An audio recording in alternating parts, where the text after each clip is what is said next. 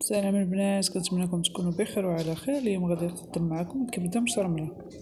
عندنا هنايا تقريبا نص كيلو ديال الكبده مع الكنزه ديال الدجاج، كنقطعوهم طريفات.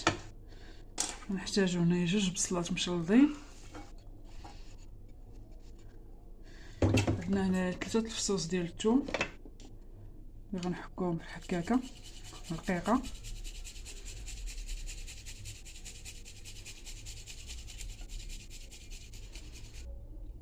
الكبده كتبغي الربيع والثومه باش تجينا مشرمله.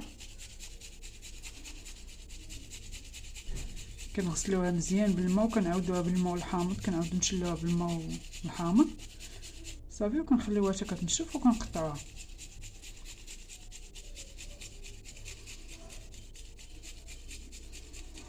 بعد ما كملت الثومه غندوزو باش نقطعو الكزبره والمعدنوس، كنقطعوهم رقيق.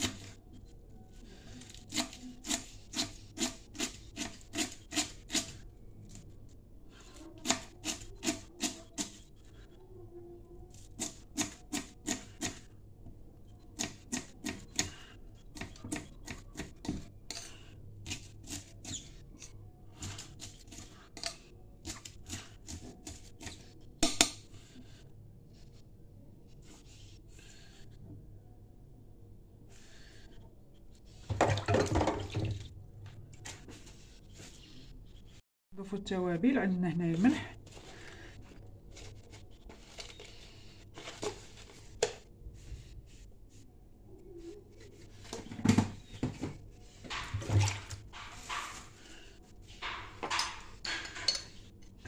عندنا البزار،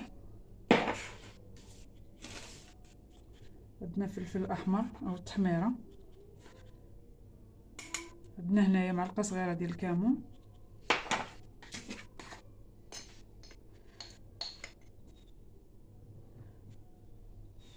السكينجبير،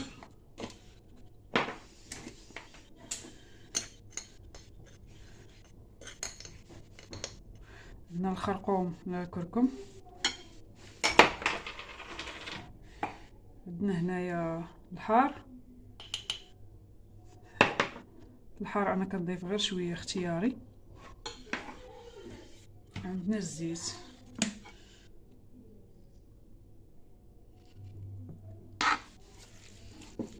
صافي كنخلطوا كلشي حتى كتشرمل لينا هاد الكبده وكنديوها فوق النار. هنايا بعد ما تشرملت لينا الكبده ديالنا كما كتشوفوا. هنايا عندنا فلفله حمراء وفلفله خضراء مقطعين طريفات صغار ونضيفوهم. داكشي كيبقى اختياري، الا ما بغيتوش تضيفوهم ما تضيفوهمش، تكتفيو غير بالبصله صافي. غادي نخلطوهم مع الكبده وغادي نغطيو عليها ونخليوها طيب، راه ما كتاخذش لنا الوقت بزاف. كنخليوها تشرب لينا داك لاصوص صافي وكنقدموها. هنايا الكبده ديالنا بعد ما وجدات، شوفوا كيفاش كتجي، كتبقى فيها شويه ديال لاصوص صافي. هنايا راه وجدات، غنطفيو عليها. هنايا عندنا الزعلوك ديال القرعه اللي كنرافقوا معاها، كنديروا ليه العطريه وكنخليو القريعه ديالنا كتشحر. راه دغيا كطيب، ما كتاخذش الوقت بزاف. هاد الزعلوك ديال القرعه ما بغيتش نقدمو معاكم حيت فايته حاطاه في القناه، اللي بغى تدخل تشوفو حتى هو راه كيجي زوين وكيجي لذيذ. نرافقو مع خضيره والصحه والراحه.